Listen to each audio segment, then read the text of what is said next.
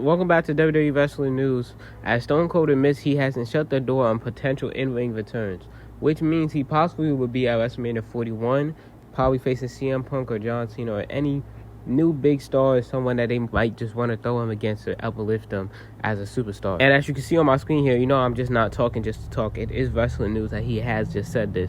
So it could be anybody, maybe someone from NXT like Trick Williams or someone like that.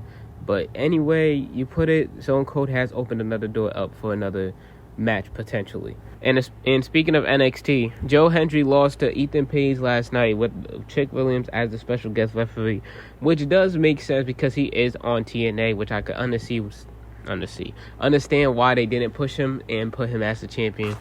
But a lot of fans was a little bit disappointed, and knowing that Ridge Holland put him on it, and has Ridge Holland turned on the Duke University as a heartbreaking wrestling moment for WWE and NXT fans.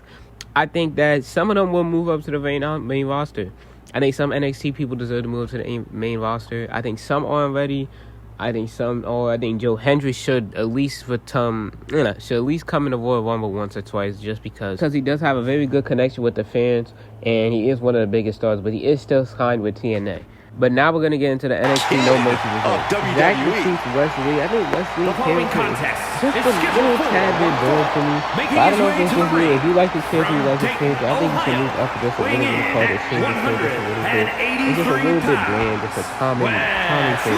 Nathan Fraser, I don't know how to say his guy's name, beats Chase University. This is where Ridge Holland switched on Chase University. I feel like that's a great move. I didn't expect it. They really did hurt the wrestling fans like I expected.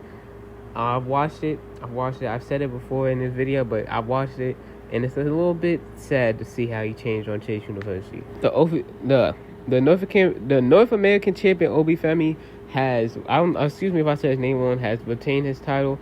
As expected, he's going on a really good run. I think eventually, probably in the next year or two, maybe even sooner, he will come up to the main roster too. I think we're getting closer and closer to him to having like a Brock Lesnar kind of feel or a Goldberg kind of feel, because his character and his whole moveset is somewhat of a replication of that. And by the way, all the champions are still the same. No champion changed hands, nothing like that. And that's what I'm gonna just keep it right there. I'm not gonna say nothing. I'm not gonna bore you about saying all the champions won everything. All them stay the same. Any match on this card there's no match on this card that wasn't great or decent. I think all these matches, all seemingly all had a great thing. I don't like how Pete Dunne is still on NXT. I think he should go back to the main roster after that match with Sheamus. But that's just me.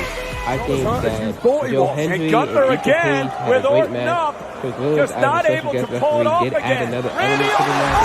But clearly Shawn Michaels doesn't believe in Joe Hendry. But I think Joe Hendry deserves to at least have one title NXT, at least when he gets out of the contract with TNA, because I see why they probably didn't put him in the title. They put him in the title match, but they didn't give him the title because probably he still is working with TNA, so it's under contract with TNA. So to a certain extent, I kind of see where they're going. And I'm going to cover Bash of Berlin right here. I think it was a very good picture. The best match, my favorite match, was definitely either Cody Rhodes versus Kevin Owens or Gunther versus Randy Orton. I think Gunther versus Randy Orton probably my favorite. Like the best match, I really probably want to force that. This is a really good picture. The crowd makes the picture. It's like basically what John Cena said about Hulk Hogan and The Rock. I don't know if I can replicate exactly what he said, but he was like, the crowd, if you watch that match without the crowd, it's just totally different match, and that sucks. But the match, even without the crowd, was great. That shows you it was a really great match. But the crowd did add a lot to the whole pay-per-view in general, which I really do like, and I think that WWE should do more crowds like that, because the normal American crowds don't respect, and they have a different appreciation for wrestling than American people do, because they see Americans all the time. I am American, by the way. But here's the end of the video. If you do want me to do more news videos like this, I will continue to do them. I'm just doing this right now because I want to see how I will work. Because most of my clips, reviews, you should just pick out my actual videos. So maybe please like, comment, subscribe. On the road to 500 subscribers. Trying to start getting monetized on a different level. I'm getting closer and closer. And I just want you to support the channel. Just comment down below. In the first 2-3 hours, I will 100% respond to you. And tell me how you feel about NXT and basketball and how everything is and how Stone Cold and who Stone Cold should be. Peace, love, love.